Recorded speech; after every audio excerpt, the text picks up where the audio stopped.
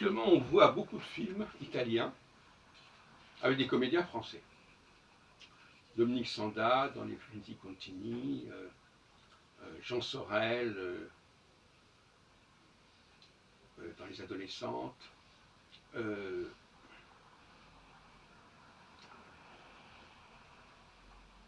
Et Alain Delon dans Joie de vivre. J'avais déjà remarqué ça à plusieurs reprises. Les acteurs français ont eu bien des occasions de jouer sous la direction d'un cinéaste italien, et en l'occurrence, ils ont été doublés en italien, à moins qu'ils parlaient italien.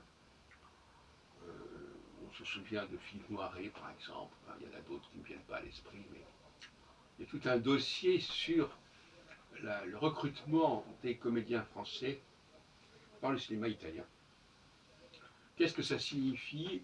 D'où ça sort?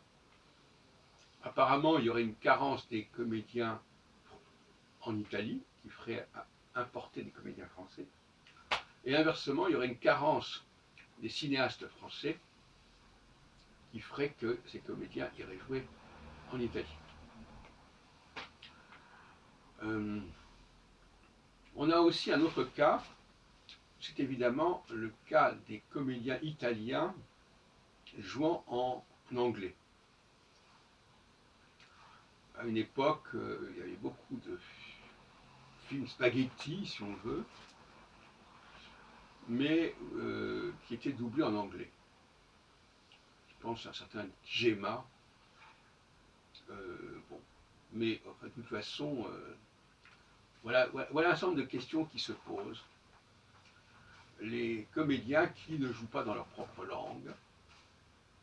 Toute la production de Sergio Leone, d'ailleurs, en témoigne.